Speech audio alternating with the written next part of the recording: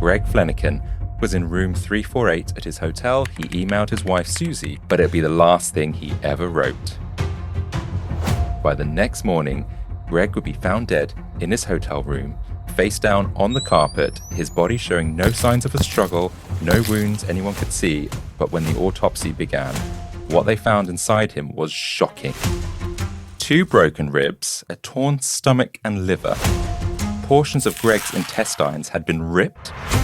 This doesn't seem like natural causes now. No, if that had happened to you, that is out on the street in some kind of car accident, right? And these autopsy results spurred a year-long mystery. And so what's so confusing is in this hotel room, there's no sign of a struggle. How did Greg succumb to this kind of injury? What I'm getting here is that nobody knows what's going on. And then Brennan said, I think I know how this guy died. And this time the clue was on the wall, low down, and it had been very poorly patched up with what looked like... Wow, what a setup.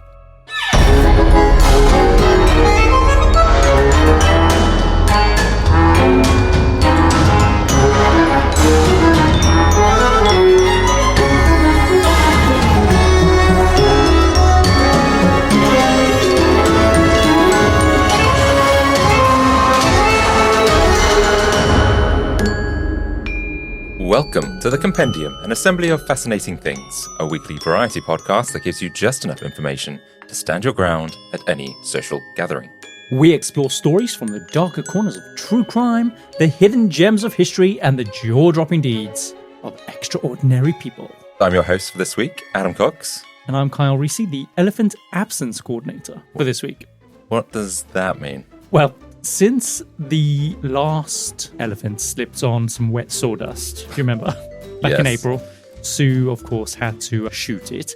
We, of course, no longer have any elephants. So my role as the Elephant Absentee Coordinator is to manage the absences of the elephants. And it's stressful work with tight deadlines. And I basically just produce quarterly reports confirming the continued absenteeism of the elephants and therefore the continued success of the initiative. So far, 0 elephants, which means I'm hitting all my targets. I don't get your jobs anymore.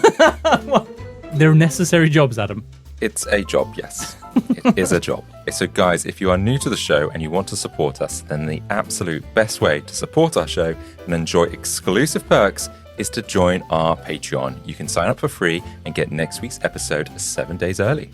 And for as little as $3 a month, you'll become a fellow freak of the show, unlocking our entire back catalogue, including classic episodes. It's like 20 of them in there. So you guys will be preoccupied for at least 20 hours. Yeah, probably like a whole day. You can have us on loop. In your ear. All day. For 24 hours. Who would not want that? Especially your voice, like tones of, I don't know, an Adonis. And as a special thank you, our certified freak tier members now receive an exclusive compendium keychain. All you need to do is DM us your address and we'll send one straight to your door so we can always be dangling right near your crotch. Your crotch. Your skanky crotch. No, we have some lovely crotches. God. Yeah. And our freaks' crotches will attest to that on the Patreon. If you get over there, you'll see them all. Okay. And lastly, guys, please follow us wherever you listen to podcasts and leave us a review. Your support really helps us keep these amazing stories coming.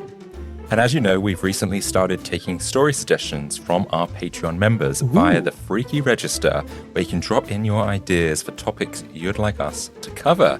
So this week's story comes from a listener who suggests this before we introduce this feature. Oh, really? And for the life of me, I cannot remember or find that message. So it was either on Spotify, it was an email, or maybe it was on Instagram. So I'm so sorry. If you are still listening, then write in, let me know, and I will make sure that you get credited in the show notes. Oh no, so this is like one of those rogue kind of member suggestions that we can't accredit to anyone. Well, we will do when they write in. But then we could have 20 people write in. I'm like, that doesn't sound like you suggested this. Yeah, prove it. Okay, so enough of the housekeeping, because today on the Compendium, we will be uncovering the mystery behind a locked hotel room, a dead man on the floor, and a minty cover-up. Minty. Ooh, minty fresh. Mm-hmm. Okay. I'm kind of getting like Jennifer Fairgate vibes. apart from it being a man, is a Jonathan Fairgate. A Jonathan Fairgate. Or is it a John Doe? Oh. Because you famously did not know that John Doe referenced a dead person. Yes, I did not know that. You thought it was a real person. I thought it was a real person. Why are so many John Does dying? It's the most popular person to die. Don't call your kids John Doe. Okay, so you mentioned Jennifer Fairgate, so you could be along the right lines. Do you know what? Like my sort of style, I will just get into it and we'll see what you think about it as I start to reveal some of the information. Great. Okay, so no hook, no tease, none of that to keep those early listeners. In fact, 20% of them have already switched off. Hey, a minty cover-up. 25% have now switched off. I'm promising them 30%. A minty cover-up. We're losing them, Adam. Where's the hook? Where's the hook? Okay, I'm going to start.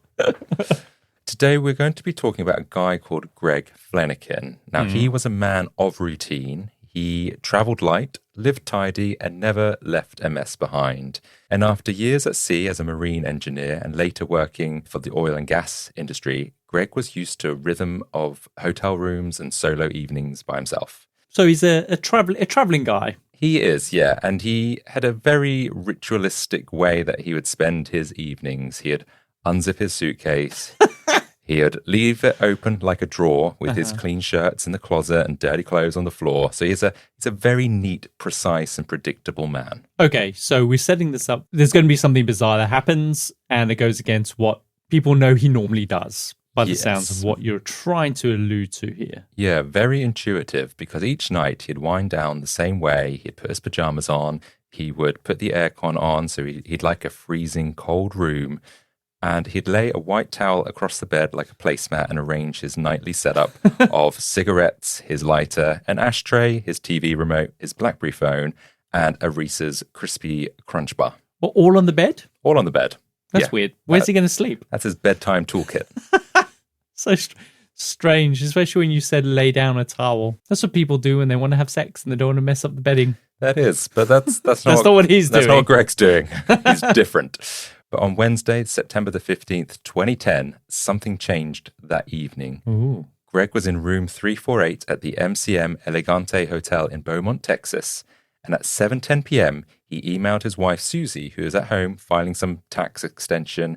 And he just says, "Oh, you're doing a good job, babe." But it'll be the last thing he ever wrote. Because by the next morning, Greg would be found dead in his hotel room, not slumped in a chair, not tucked in bed, but face down on the carpet, his body showing no signs of a struggle, no wounds anyone could see. But when the autopsy began, what they found inside him was shocking. Injuries so severe, so violent, they were compared to someone crushed in a car crash.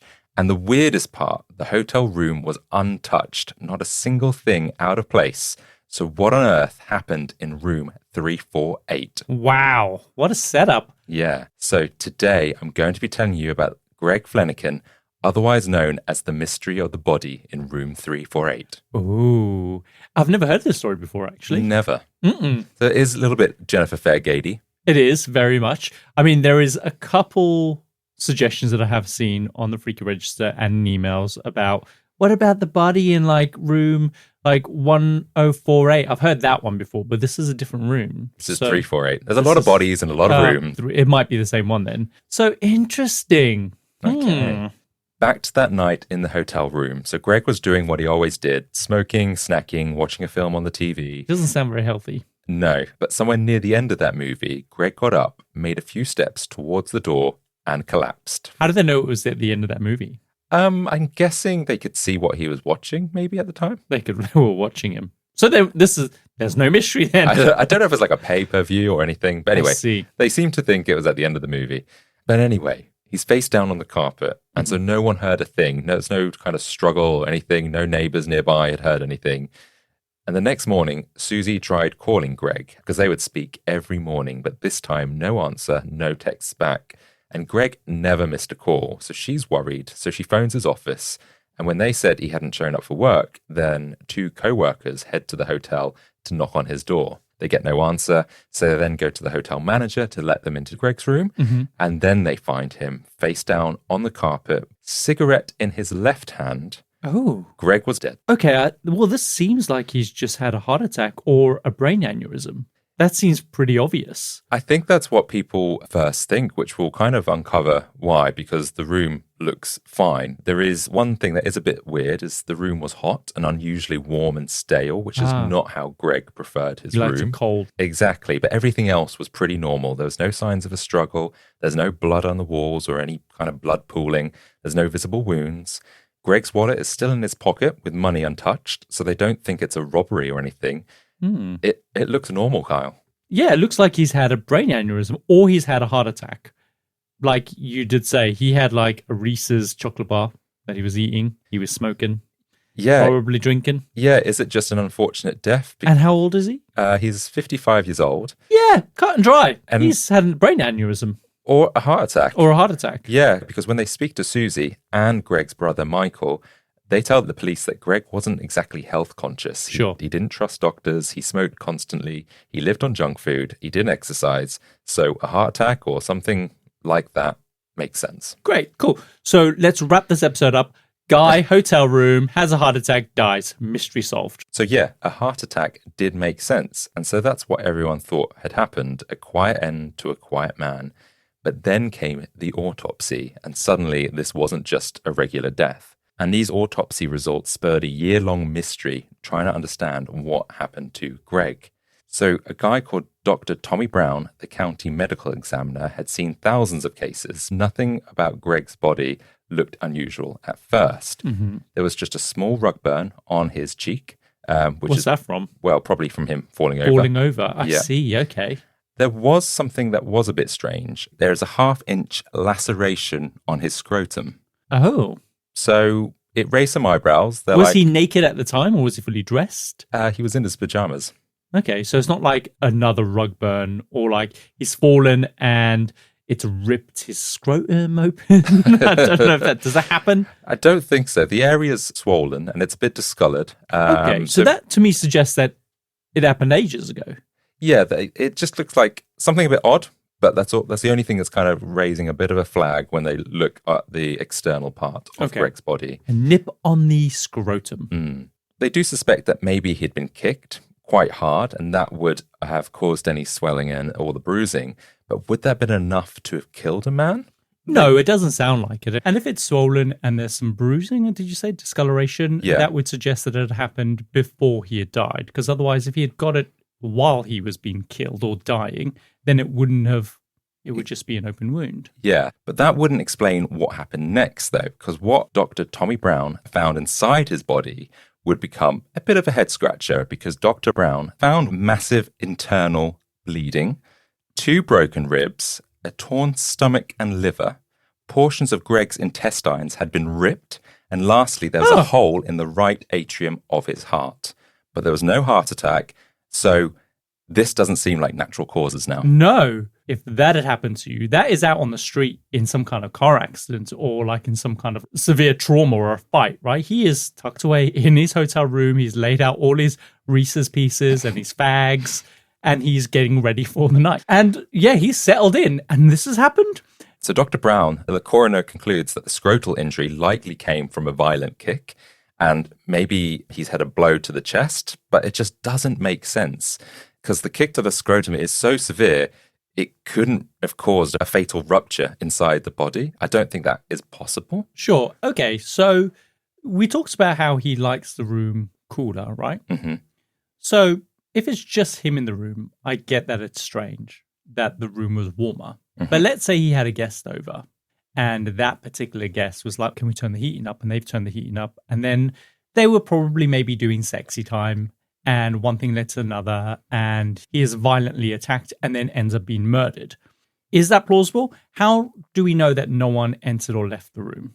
Well, at the moment, I think it's locked from the inside. So it doesn't seem plausible that anyone could have got in the room. And he couldn't have left. escaped out the window? Possible, but I think it's been shut and there's no signs that anyone has made an exit out the window. And this is what, 2010? Yeah. Hotel rooms, the windows don't open, right? No, there would be probably CCTV on the external side. At the moment, that is not even an option. All they can see at the moment is that Greg probably bled out internally under 30 seconds with this kind of death. Okay. But on the official form of his death, what Dr. Brown writes is homicide. And so when Detective Apple gets the news, he calls Brown, and there's a distinct similarity of the injuries that Greg suffered that was comparable to a car crash victim, or some worker had been crushed to death by some machinery. So it's an incredible sort of impact and trauma to affect someone. And so what's so confusing is in this hotel room, there's no sign of a struggle, there's no broken furniture, there's no blood, there's no commotion, there's no witnesses.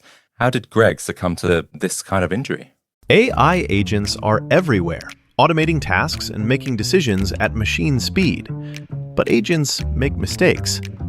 Just one rogue agent can do big damage before you even notice.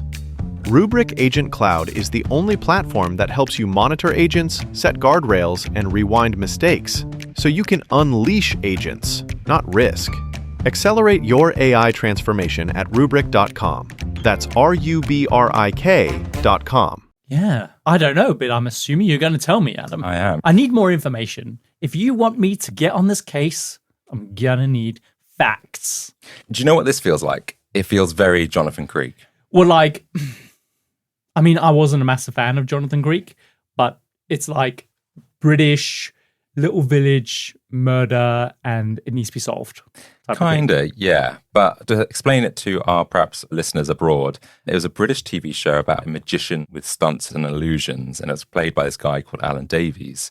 It was set in the 90s or noughties, and he would solve these mystery cases which there was no obvious explanation that the police could solve. And so people would suspect like there was ghosts or supernatural stuff. And he would have a way of using his magician skills of finding a clue that no one else would spot. And that would unravel a whole load of misdirection and illusions in a kind of big Poirot murder reveal kind of thing. Do you know what? I had completely forgot that there was this kind of magician-y element to it. Completely forgot about it. I just thought it was like another Morse code, but with a guy with curly hair. Yeah, but the idea is the fact that he knows how to pull these illusions is how he solves these murder mysteries. I see. And yeah, today we don't need Jonathan Creek because we're going to solve this mystery today. You've got me. Yeah. Brain aneurysm. So there aren't many murders in Beaumont, Texas. Greg Flanagan was one of just 10 that year, so it's about average for this town. I mean, that's a lot. Really? 10 murders. So in one town, can you imagine there were 10 murders in Norwich? There might be. A year. There's probably a lot that we don't know about, but apparently this is pretty average. This is not like above normal. For America. Yeah. Detectives in town usually worked with the obvious cases. There's someone drunk, there's abuse, a drug dealer, something like that. Yeah. But this was very different. And for someone like Detective Scott Apple, who loved a good whodunit, it was both kind of fun, but also exhausting trying to solve this case. But the problem with cases like this is they are pretty hard to solve. Over the next few weeks and months, Apple chased down every possible angle to explain the death of Greg Flanagan. But 6 months in, he's had very little clues and stuff to go off. And so he is stuck at this point. How does someone sustain these internal injuries that are so severe that they have cracked ribs, ruptured organs, and a punched hole in his heart without leaving any visible trauma? So aside from the cut on his scrotum, Flanagan's outer body was nearly pristine. The physical evidence didn't add up unless Greg had been beaten somewhere else and somehow placed carefully back in the room. But nothing about the scene looked staged. Nothing looked like a sort of a deliberate crime. Nothing looked disturbed. There was no overturned furniture. There's no bloody footprints. There's no broken lamp. They couldn't find any additional sort of fingerprints or scuffs on the walls. And so no one in the neighboring rooms heard a single thing. And so the biggest question of all was why? Because Greg Flanagan, he didn't have any enemies. Detective Apple spoke at length with Susie, his wife. So they'd met early in their 20s. She adored him, and they were married twice, in fact. They broke up, and then they basically got back together again because, yeah, they're just destined to be together. So when they questioned his brother, Michael, about what Greg was like in real life, he said that he was universally liked at work. Everyone respected him. And at the hotel, Greg mostly kept to himself. He didn't hang out at the bar. He didn't drink much. He didn't pick up women. He didn't party with co-workers. So he went to the room early that night. He turned on the air conditioning and then stayed there until the morning. So this was not a guy who got into fights, not a guy with shady connections or anything like that. So that's what everyone can't work out. Why did someone kill him? I just think that the most obvious explanation is that he has had someone else in that room. And he travels quite a lot for work. So it could be that he might be getting lonely and he's brought someone up and something has happened. That's the thing that makes the most sense to me, especially if he has sustained injuries. Mm-hmm. Do you know what I mean? So I don't know. So Detective Apple, he's doing his investigation, and there's one detail that does emerge from hotel maintenance records. Apparently earlier that evening, while making some microwave popcorn, Greg had blown the room's electrical circuit. And so at first that didn't really seem important, but the power outage had hit room 349 as well. So that was the room right next door. Sure. So Greg had gone to the front desk to report it. He admitted he'd been cooking some popcorn and blew the circuit in his room. At the time, it didn't feel like much, a throwaway detail, but that one short-circuited fuse would lead Apple towards an unexpected clue. Okay. So in room 348, Greg's room, it shared a wall with room 349. As they do, the next door. Yeah, and when the power blew, it basically knocked out the electricity next door as well. So the hotel sent up a maintenance guy. He came in, he sorted it out, pretty simple, and then left. But where it gets interesting is this maintenance guy said there was a group of union electricians that were staying on the same floor, and some of them were in room 349. Mm-hmm. So they were... How many people are in this room? Several, A whole gang of them. 2 or 3. Most nights, these guys, they're just drinking together, they're hanging out in each other's rooms. And so Apple asked himself, could the blown power started something? Could these men have gotten annoyed? They knocked on Greg's door, they complained, things got heated, and they give him a kick to the groin. Okay, yeah, but the thing is, though, if there is a power outage or like the electricity trips, you don't know where that's come from. It could have been anyone, right? It could have been any one of the rooms in your vicinity. It could have been a lightning strike. So for them to potentially get wind or to suspect that it was Greg's room that caused a power outage, I don't buy that. Yeah, unless they went to reception and they found out it was somehow connected to the guy next door, and they went and knocked on his door, there was a fire in the hallway, and then Greg went back inside, injured, and then collapsed. That's kind of what they're thinking. Well, do we have evidence of the scuffle? Well, no. At the moment, this guy, Detective Scott Apple, has been looking at this case for 6 months, and he's got nothing. So he is like scraping the barrel for anything right now. So when Apple had interviewed the men right after the death, they all played dumb. No one knew Greg. No one had heard anything. No one saw anything. But Apple still wasn't quite buying what they were saying. And 9 days later, Apple went back to the hotel and found the same group of electricians still staying there. Mm-hmm. He spoke with them, and they were polite, they were friendly, and they were curious, actually. One of them, a guy called Lance Mueller, asked, what happened to that guy? And Mueller had been staying in room 349, the room directly next to Greg's. So Apple is shrugging, not really giving anything away. And he's saying it's like something fell on him, but then there's nothing in the room that could have caused that injury anyway. So Lance and Tim just shook their heads, and they say that they didn't know Greg, didn't see anything unusual. And the only thing they remembered was hearing him cough when they got back from the bar that night. Well, that was it. He is a smoker. He is a smoker. So it's hardly suspicious, but that's the only thing that they can comment on of what happened that evening. Mm-hmm. And I mean, that's a pretty good memory to have. This is what, 6 months later? Yeah. Apple speaks to some more electricians on that floor. One of them was a guy called Trent Pisano. Again, he's quite helpful. He said that he had been in room 349 that night drinking with Tim and Lance. Mm-hmm. He said he didn't see anything or hear anything unusual, and that was about it. So that's the only thing Apple's got to go off of these men. He thinks something's going on there, but he can't get anything from them. So what I'm getting here is that I have a feeling that nobody knows what's going on. So you've got no idea how he died? Good. We'll find out, though. Do you know? Yeah. Well, I read the story. Is it aliens? Did you make this up? It's not aliens. We'll rule out that one as well. So it's not aliens. It's not a kick to the groin. It's not the boys next door. And it's definitely not an aneurysm. No, it's not an aneurysm. Apple has to also look at Greg's relatives. He talks to Susie, Greg's wife, just to find out, obviously, what their relationship was like, and Greg's brother as well. Could it have been personal? Maybe something buried? But there was nothing. There's no signs of infidelity, no financial motive, no suspicious behavior amongst his sort of family and close friends. And everyone has an alibi as well. So it's not them either. Okay. You're going to have to give me something. I will. The clues are going to be coming. Trust me. So in November, the Flanagan family offered a $50,000 reward to try and get some clues about, obviously, Greg's death, but nothing came of it. And Susie, Greg's wife, she's desperate. It had been months with no answers, no justice, no peace. And worse than grief, there was just this silence. And she was kind of stuck in this limbo with no updates from police, not able to really get closure and move on. So one day she makes a call which would change everything. She dialed for a man called Ken Brennan. Now he picked up first thing. She was flustered. She could barely get her words out. And she told him about Greg's death, the bizarre injuries, the clean room, the unanswered questions. What is he, like a PI or something? Yeah. Now Ken Brennan clearly not working. He's just sitting by the phone waiting for someone to call. I think he was on a golf course. They're always on a golf course, aren't they, when you call them? That's true. Never working. Is this Miami? I guess it's not that far from Miami. Yeah. He was not your average private investigator. He was a former Long Island policeman, a DEA special agent, and he now specialized in cold cases, working out in Florida.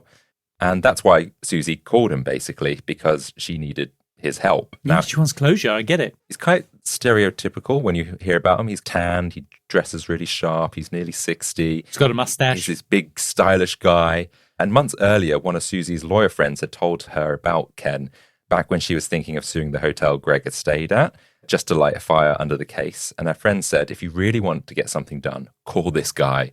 And Susie had remembered the name, and she'd read about him in a Vanity Fair article about the case of the vanishing blonde. It told the story of how Brennan cracked a cold case in Miami and that every cop had given up on it. And so she was like, if anyone's going to be able to do it, it's going to be Ken. It's going to be Ken, who was just waiting by the phone for my phone call. Just out there playing a round of golf. Yeah. Hello, yes, I am looking for work. He's basically our Jonathan Krieg. Oh, is he like a magician? He's not a magician. No, he's just a straight-talking New Yorker. I'm not going to do the accent. But anyway. I'm with you. So Brennan gets a lot of cases, and people come to him with murders, disappearances, and stories that no one else will touch. But he only takes cases he believes that he can solve. And so he doesn't want to give people false hope. And this particular case, he believes that, okay, yeah, I think I can do it. Because for him, there were so many threads: Greg's family, the co-workers, the guests at the hotel, the maintenance man, the scrotum. And so for Brennan, these weren't dead ends. It was a fresh pair of eyes. That is kind of what the case needed. Yeah. So he flew to see Susie. He grilled her about the marriage, about Greg's fidelity, about money, insurance, all that sort of stuff. He needed to be sure that she didn't have a motive. And then before wrapping up, he asked one more question. Was there anything about the scene that didn't sit right with you? Anything that felt off? And she paused and then said, yeah.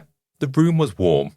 Okay, which we knew already. You already mentioned that. So that's clearly a big clue then. Yeah, so it's a small detail, but it turns out to be key, which is why it keeps coming up. Sure, and he likes it cold like a German. Germans, they sleep with the windows wide open, as cold as it can possibly be. So Brennan meets Detective Apple. They discuss the case and they go straight to the hotel and to room 348. Apple shows him the crime scene photos, the autopsy results, and walks him through 7 months of work. And then Brennan said, I think I know how this guy died. Really? I think I know how it happened, and we're going to catch the killers. Like that. Oh, so there's definitely a killer. He thinks there's a killer. Wow. Apple's like, what? Just like that? And Brennan's, just hear me out. But first, I've got to call his wife again. So he dials Susie's number, and he asks, was Greg right-handed? And she says, yes. And he says, always? And she says, yeah. And when he smoked, did he always smoke out of his right hand as well? And she says, yeah, always his right. He's like, you're sure? She says, positive. So Brennan hang up, and Apple is still mystified at this point, and he gets Brennan's explanation. Susie had already told him that Greg liked to keep his room cold, but the room had been warm when the body was found. So that told Brennan something important, that the AC had shut off when the breaker blew, the same breaker that Greg tripped when the microwave... Fine, so it wasn't warm because the heating was on, it was warm because the AC was off. Yes. I see. Okay, that's different. Yeah, so the hotel records show the repairman left about 8:30 p.m. when Greg was still alive, so the movie resumed, but Greg maybe forgot to flip the air conditioning back on straight away or didn't know it was off. So it kind of solves the mystery of why the room was hot, but it also meant Greg could have been alive much longer. Otherwise, he would have noticed the room getting hot and he would have turned on the aircon. So we have a time now. Yes. But maybe he died as he was getting up to turn the aircon on. Absolutely. That's a good point. There's also the cigarette thing. So if Greg had been attacked in the hallway, then would someone have brought him back to the room? And then would someone have placed a lit cigarette between his fingers when he had collapsed? Because remember, he was found with the cigarette in his left hand. Not his right, his left hand. Yeah, I don't know. Well, it's unlikely, basically, that someone would ever do that. Brennan tried to put himself in Greg's shoes at the time, pretending to have a cigarette in his right hand. So Greg had probably just stood up from bed, cigarette in his right hand, and he then headed towards the door. And at some point, he likely shifted the cigarette to his left hand so he could grab the doorknob. Then he was struck, and then right there, that's when he died. Okay, so I understand this. There's a knock at the door. Someone's at the door and he's aware of it. He's got up to go and open the door. He swaps the cigarette over to his left hand, so he's got his right hand to be able to open up the door. He opens up the door, it opens, someone strikes him. Well, yeah. Is what we're saying. That's what could have happened, and that's why... the door was locked. The door was locked and it wasn't open. He didn't get to the door in time, or he didn't open the door. So what are you saying? What we can assume at the moment is that he died right there in that room, suddenly, violently, and just seconds before opening the door. How is that possible? This is the mystery, because how could he have sustained those injuries in that room by himself? Hmm. And so the question is, who was on the other side of the door? Was there anyone at all? And so Apple had already been interviewing the guys from room 349, the electricians, and they'd been drinking that night and they'd come back late at that time and they'd obviously heard Greg's cough. So Apple had considered it before. What if one of them was annoyed, confronted him, and had kicked Greg in the groin? And that's the reason why. So Brennan's convinced that someone on that floor knew something that happened that night. So the next stop is he goes to the medical examiner, Dr. Tommy Brown, and Brennan wants to double check Greg's injuries. Could that internal trauma and the scrotum laceration really have come from a single kick? And Dr. Brown doesn't hesitate. He says, yes, those things could have happened from a single kick, which is wild, but he's still adamant that's what killed him. I think this coroner guy's a quack. Yeah, but then the thing is, though, if it was a hard enough kick, maybe someone was wearing steel-toe boots. That could do it. And the electricians that were next door, they would probably wear steel-toe boots. And so, again, there's a bit of a match with those guys. Interesting. But the thing is, it's now 7 months after Greg's death. The electricians have long moved on. So Apple had already spoken to a lot of them as well. But still, Brennan pushed. He said, people will talk. There's going to be someone that knows something about this, because even if it's like a rumor or secondhand, someone would have said something to someone. And do you think the fact that one of the electricians took such an interest in the case after Apple had come back after those months is suspicious in itself? They may be gauging whether or not Apple potentially suspects them in any way, and that's why one of them took an interest. Yeah, they still want to know what's going on about the case, because maybe one of them is covering up something. They speak to a guy called Aaron Bork. Bork said he remembered something about a gun going off. Not at the hotel, it was in a boarding house, and Apple corrected him saying, no, that must have been a different case. There was no gun in this particular case. But Bork is like, no, there was definitely a gun. I know from the other guys. So this is the first time anyone has ever said about a gun being involved. Yeah. And also, there's no bullets inside of Greg, so how can we be sure that there's a gun involved? Exactly, but the first thing they need to do is we need to head back to that hotel room because we're now looking for a bullet. So maybe it's got lodged somewhere or... Gone through his scrotum. Yeah. So back they went to room 348. They're on their hands and knees. They're looking around. They've got the torches out. They're scanning every inch of the room. The floor, the walls, the furniture, everything, but nothing comes up. So they're just really confused. And just before they're about to give up, they notice an indentation in the wall. So right next to the closet door, the one that is adjacent to the next room 349, it looks normal at first, but where the door knob might slam into the wall over time, it had been repaired. So it's a door to the closet, can swing open and can smack against the wall.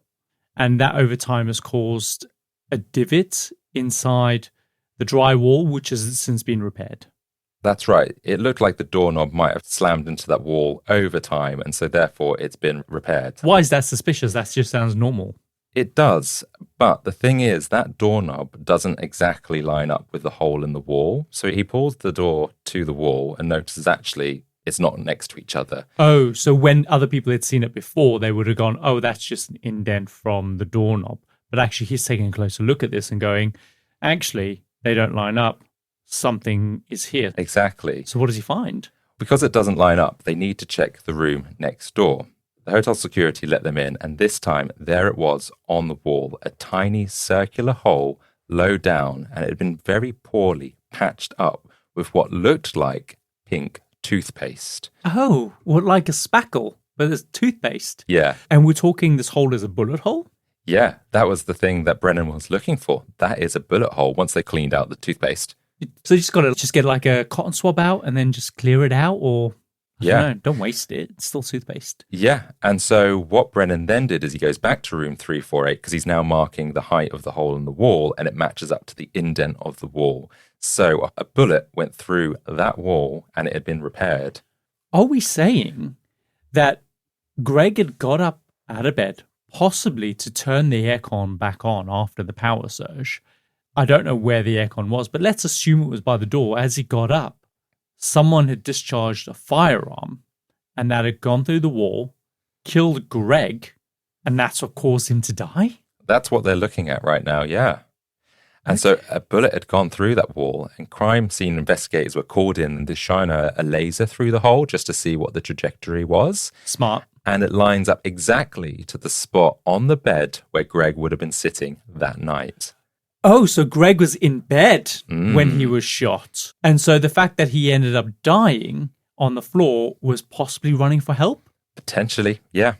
So that bullet went through the wall low down and likely tore through Greg's scrotum, then went up through his liver, his stomach, his intestines, and finally it punched a hole in his heart. Oh, because of course he was laying down on the bed. Yeah. And the thing is, it was an injury that's so precise and so clean that there's no exit wound. So it's likely that the bullet would have still been in Greg. Amazing. Okay. So go find the bullet. Yeah, exactly. But Dr. Tommy Brown, the medical examiner, he's not convinced. He had examined Greg's body, head to toe, opened him up. What does he know? Basically said it was blunt force trauma that had killed him. And now Apple and Brennan were telling him he was wrong. He had missed a gunshot wound. And so Brennan explains what they found in the hotel room and how everything kind of lines up with that bullet hole. But they had a problem. They couldn't take this to court, not yet, because the official autopsy report still said Greg died from a beating. Oh, so they have to convince this doctor to change it. Exactly. And he's not gonna, because otherwise he's gonna look like an idiot. Well, yeah, so they go to him and they try and convince him that this is a bullet wound or something like that. And Brown's like, well, it's too late to check because he's been cremated and chances are the ovens are so hot that any metal fragments would have melted it. Oh, but you can still try, I guess. Check his ashes. I think they think there's no chance to do that. So that all they have to go off is the autopsy reports and all the photos. So Dr. Brown, he agrees reluctantly to get the photos out. Let's get some scrotum pictures out. And they're passing the photos back and forth, and Brennan points to one. He's, what about this? And Dr. Brown's, oh, that's the liver. And this? That's the intestines. And Brennan's looking for a bullet, essentially.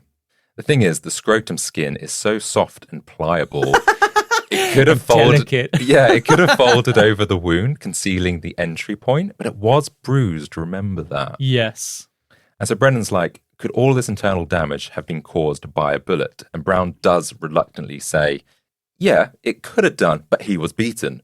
And then they get to the photo of the heart, and Brennan looks at the photo, and straight away he spots it. Look, that's a bullet hole. That's how he died. And Brown pauses for a moment and takes everything in, and he realizes his mistake and quietly says, the media's going to kill me over this. So he admits that he's wrong, and yeah, it was a bullet wound. And so he was reluctant. Yeah. So Brennan was right. So this must have meant that one of the men in room 349 fired a bullet into Greg's room and killed him. And so those men were Tim Steinmetz, Lance Muella, and Trent Pisano. And they'd all denied, obviously, anything happening, not hearing anything, right? Sure. And it was Lance who had asked specifically what was going on with their case. So I reckon it's Lance. You think it's Lance? Okay. Brennan and Apple get the men back for questioning. And first up is Tim Steinmetz. And it had been more than 7 months. He's like, where's the gun? He's like, what? Well, it's interesting. They interview him and they keep it quite casual. It doesn't look like he's being interrogated. It just feels like a bit of a follow-up. Nothing to worry about. So Tim reveals everything that happened, or at least their version of events anyway. And they don't change their story? They don't change their story. They just say it was a quiet night at the hotel. Throughout this, Apple is taking notes and he drafts a formal statement. And then he asks Tim to read it out loud, make any corrections if anything is off. And he adjusts a few things like his job title, stuff like that. And then he signs it. And Tim goes, is that it? And they go, yep, that's it. Tim stands up and then Brennan stops him. And he's like, hang on a second. And his tone just shifts. It was until you signed that statement. And he says, now we've got a problem. And then Brennan asked him to sit back down. Tell us what really happened, because we know what happened, but we want you to tell us again. Interesting. Okay, so does he shit himself? Does his tone change? Is he like, oh no? Yeah, Brennan says something like, while it's noble covering up for your friend, you'll go to jail if you're found out that you're covering up his story. And Tim's like, well, why would I go to jail with Lance? And Brennan's like, well, you've just given a false statement. This is going to ruin your life, and it's not worth it. Just tell us the truth. And with that, Tim cracks, essentially. Everything comes out. He sings like a canary. And so later that day, Trent Pisano, the third man in the room, confirms the exact same story of what happened. Ooh, okay. So you have two corroborating stories that obviously go against the written statements. Yes. And so this is what really happened. It started with them just hanging out, drinking a beer in the room. And then Lance asked Trent to go grab a bottle of whiskey from his car and to bring his pistol. Trent came back with it and handed over both to Lance. And then Lance started messing around with the gun, pointing it around the room. He aimed it at Tim, who dropped to the floor and like swore at him because he's like, why would you do that? That's being a dick. Then Lance points it towards Trent down at the foot of the bed. And that's when it went off by accident. The bullet tore through the wall behind Trent. For a split second, he thought he had actually been hit, but then he looked around and he saw the hole in the wall. Sure.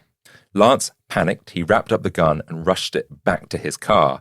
Trent was furious. He stormed out and didn't want anything more to do with Lance that evening. And so Tim and Lance, they're still a bit shaken, and they went down to the hotel bar just to kind of settle their nerves. And at this point, do they know that they've struck Greg? No, they say to the detectives that they didn't really know if someone was in the room next door until they got back later that night and they heard someone coughing through the wall.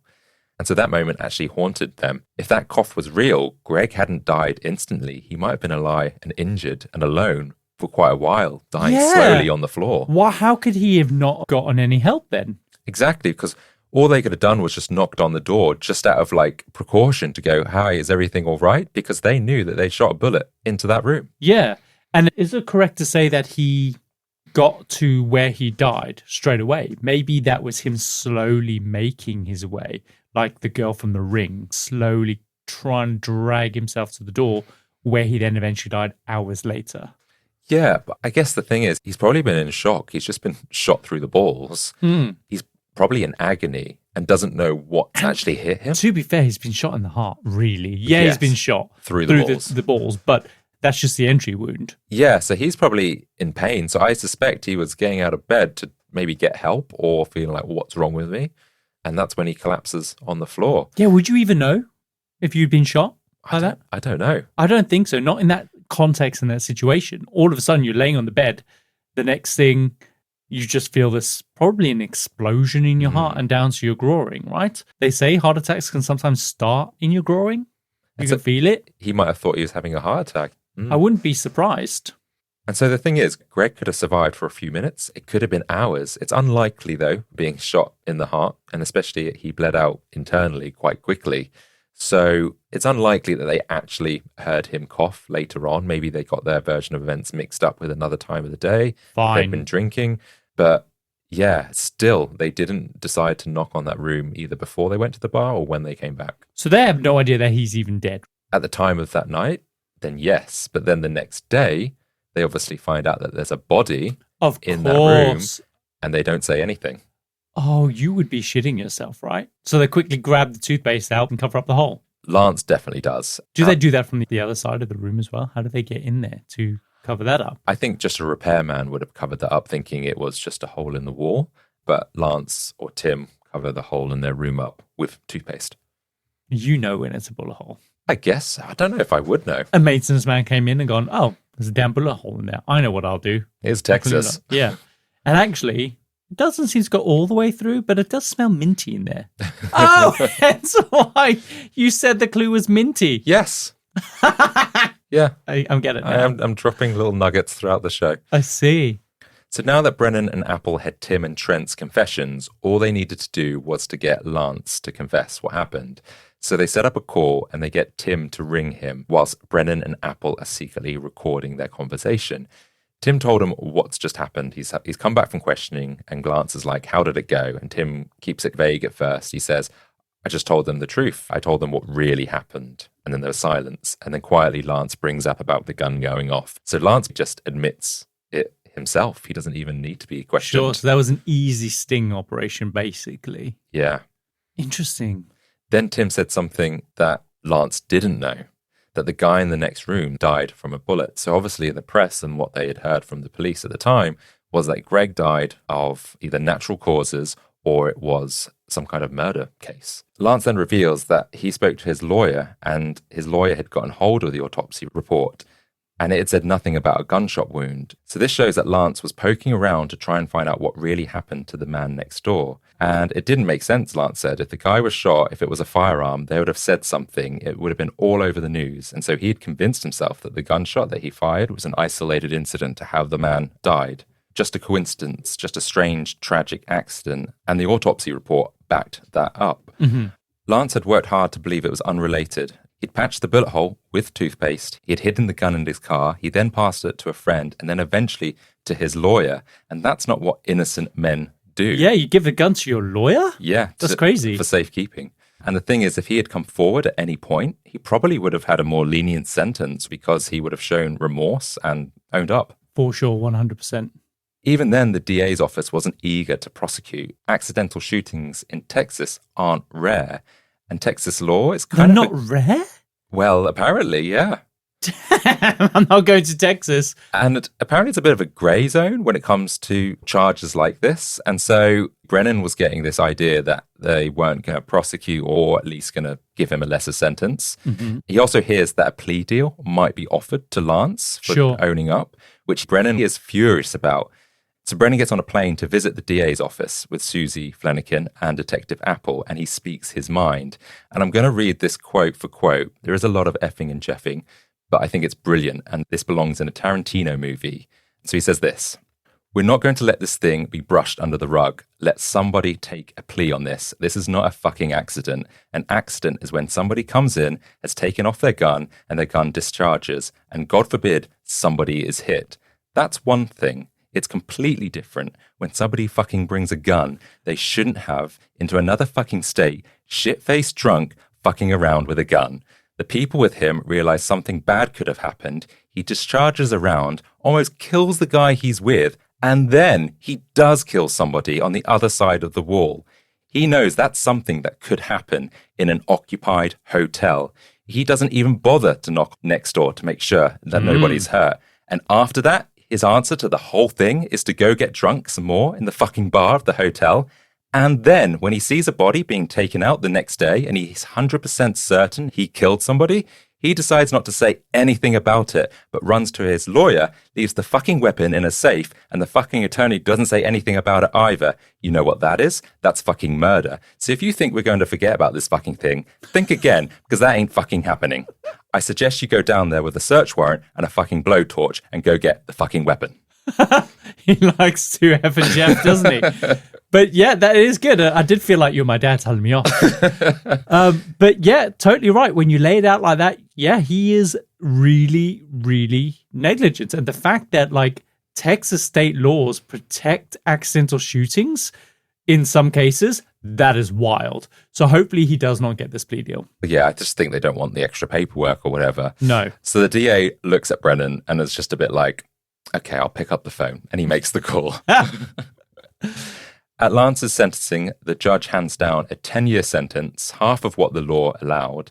And Lance's apology, well, it was just too late. This wasn't an accident. It was a chain of selfish, dangerous, criminal choices that left one man dead and another in prison. And in court, Susie faced him directly, and she says, "I've waited over 2 years to look you in the face, eye to eye, and simply have the chance to speak directly to you. You would have never come forward with the truth. You didn't intentionally seek out to murder my husband, but you did murder him.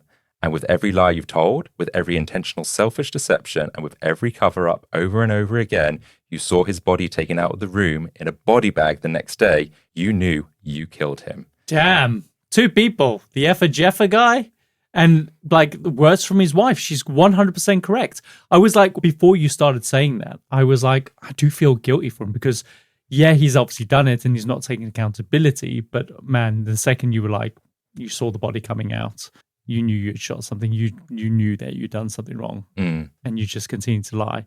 Yeah, and I appreciate like the autopsy report made him believe that everything was fine, and it did mislead him a little bit. True. But come on. Yeah, it's too much of a coincidence, right, for you to ignore and just go, oh, he's just, I don't know, he's had a car crash on the inside. Yeah, he's just keeled over and died. Oh, it's fine. Don't worry about that. So yeah, after the sentence is read, she told the reporters he looked shocked, but not as shocked as her husband was when the bullet struck him out of nowhere. That night in room 348, Greg Flanagan was smoking, relaxing, watching a film. He never knew what hit him, but Lance Mueller did. Wow. So there's a bit on the nose. He literally did not know what hit him. Mm-hmm. Yeah. And that is the story of the body in room 348. Yeah, that's a bit of a mystery, that one, but it all did get solved by Ken Brennan. Yeah, and so simple. Yeah. The thing is, though, simplest explanation is always the right one, right? Exactly. But you need the information to really know, and that was the bullet hole, right? Yeah. Without the bullet hole, none of this makes sense. But the thing is, it only came from that guy, the foreman, who said something about a gun going off. Brennan just had these little bits of clues and is able to piece things together. This is the good lesson to learn. It's like never discount any bit of information as irrelevant in any case. Because had a normal person would have gone up, I don't know what you mean by a gunshot going off. Yeah. Because it doesn't seem relevant to this situation. Yeah. You know what I mean? But actually, things can be really relevant, and it was in this case. Exactly. It led them back to the room and them to find that toothpaste because they weren't looking in the room next door for a bullet hole. Right. Shall we run the outro? Yes, let's do that. And that brings us to the end of another fascinating foray into the compendium, an assembly of fascinating things. If today's episode sparked your curiosity, then do us a favor and please follow us on your favorite podcasting app. And also tell a friend. Your support truly makes the world a difference and really helps other people discover the show. And for our dedicated freaks out there, don't forget, next week's episode is already waiting for you on our Patreon, completely free to access. And of course, if you want even more, please consider joining our Certified Freaks tier to unlock our entire archive and get access to exclusive content. You'll also get a sneak peek of what's coming next. We'd love you guys to be part of our growing community.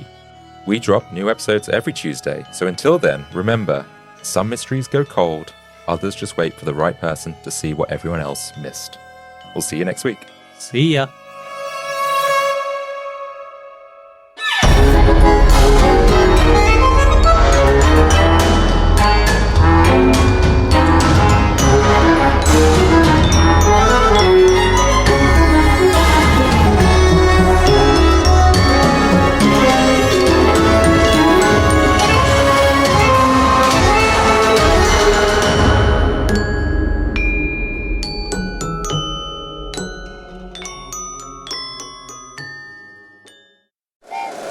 Happy holidays! Want to give your host a gift? Consider subscribing, rating, and reviewing the show this holiday season. It really helps the show grow. From all of us at Believe, have a Merry Christmas, everyone, and a Happy Holiday. If you like the show, please take a moment to rate, review, and subscribe. It really does help the show to grow. Thank you for listening.